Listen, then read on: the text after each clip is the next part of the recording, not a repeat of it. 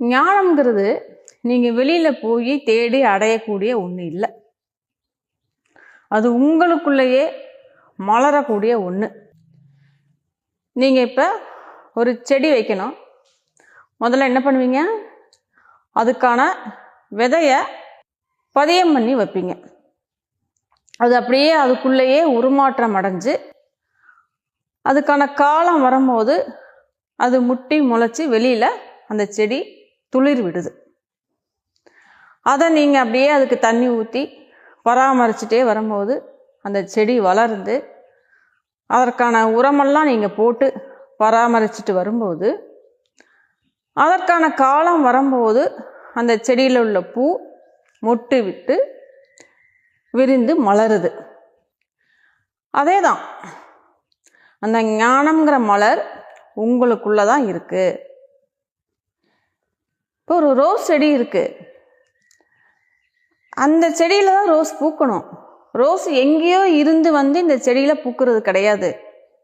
அந்த ரோஸ் செடியை நீங்கள் நட்டு வச்சு நீங்கள் தண்ணி ஊற்றி அதற்கான உரம் போட்டு பராமரிச்சுட்டே வரும்போது அதற்கான காலம் வரும்போது அந்த செடியில் அந்த ரோஸ் மலர்ந்து விரியுது. இதே தான் நீங்கள் எங்கேயோ போய் எங்கேயோ இருந்து அதை அடையக்கூடிய விஷயம் இல்லை. நீங்கள் இருக்கிற இடத்துல இருந்தே உங்களுக்குள்ள உருமாற்றம் அடைஞ்சு உங்களை கொஞ்சம் டியூன் பண்ணினா போதும்.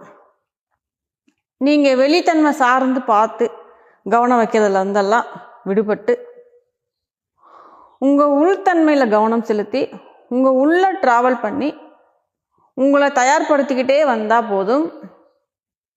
அதற்கான காலம் வரும்போது அங்கே எப்படி செடியில் அதற்கான காலம் வரும்போது அந்த ரோஸ் மலர்ந்து விரிந்ததோ அதே தான் அதற்கான காலம் வரும்போது உங்களுக்குள்ள அந்த ஞானம் மலர்ந்து விரிய போகுது.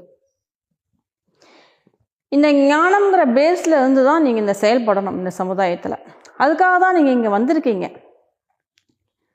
சாதாரண மனிதனாக இருந்து நீங்கள் செயல்பட்டா எப்படி செயல்படுவீங்க அப்படின்னா, பணம், பதவி, புகழ் இதை பேஸாக வச்சு தான் செயல்படுவீங்க.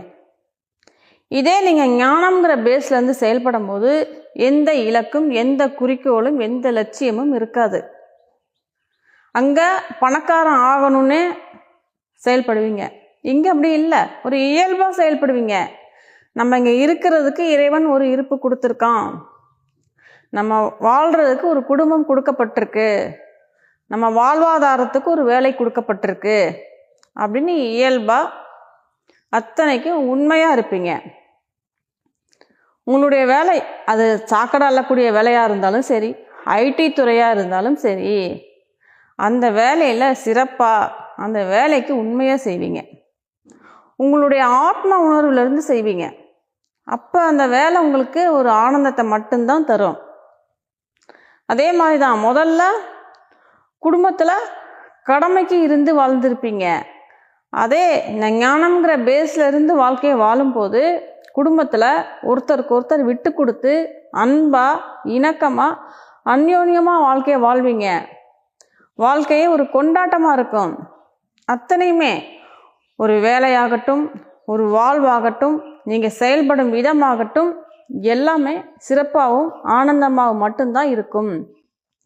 நீங்கள் அப்போ இங்கே எதுக்காக வந்தீங்களோ அந்த வேலையில் உயர்வான இடத்துல சிறப்பான இடத்துல அது வைக்கணும் அப்படின்னா அது வச்சு தான் ஆகும். இங்கே யாரும் உங்களை தடுக்கலாம் முடியாது. நீங்கள் இந்த சமுதாயத்தில் அந்த ஞானம்ங்கிற பேஸ்லேருந்து செயல்படும் போது அந்த இறையோட அருள் ஆட்டோமேட்டிக்காக உங்களுக்கு கிடைச்சிடும். அந்த இறையோட அருளில் இருந்து நீங்கள் செயல்படும் போது உங்களை யாரும் எதுவும் பண்ண முடியாது. யார் கலங்க வைக்கணும்னு நினச்சாங்களோ அவங்க தான் கலங்கப்பட்டு போகணும். அவங்க தான் உங்களை பார்த்து தெரிச்சு ஓடணும். அதனால் நீங்கள் இந்த சமுதாயத்தில் அந்த ஞானம்ங்கிற பேஸில் இருந்து அந்த இறையோட அருளை பெற்று சிறப்பாக செயல்படுங்க. அப்போ தான் உங்கள் வேலையும் சிறப்பாக இருக்கும், உங்கள் வாழ்க்கையும் சிறப்பாக இருக்கும். அதாவது நான் அடிக்கடி சொல்கிறது தான், அதுக்கு உண்மையாக இருங்கங்க. அதுன்னு சொல்கிறது நீங்கள் சிவன்னு சொன்னாலும் சரி, சக்தின்னு சொன்னாலும் சரி, இயேசுன்னு சொன்னாலும் சரி, அல்லான்னு சொன்னாலும் சரி, பரமபிதான்னு சொன்னாலும் சரி, இறைத்தாயின்னு சொன்னாலும் சரி, இறை தந்தைன்னு சொன்னாலும் சரி, நீங்க எது சொன்னாலும் எல்லாமே ஒண்ணுதான். அதுக்கு உண்மையா இருந்து, உங்க வேலைக்கு உண்மையா இருந்து நீங்க செயல்பட்டுட்டே போங்க. அது உங்களை எங்க வைக்கணுமோ வைக்கும். நீங்க அப்படியே வளர்ந்துட்டு அப்படியே உச்சத்துக்கு தான் போவீங்க. நீங்க உங்களை அந்த இயற்கை எங்க வைக்கணுமோ அங்க வைக்கும். அதனால அந்த ஞானம்ங்கிற பேஸ்ல இருந்து இறையோட அருளை பெற்று வாழ்க்கையை வாழுங்க. சிறப்பா வாழ்க்கையை கொண்டாடுங்க.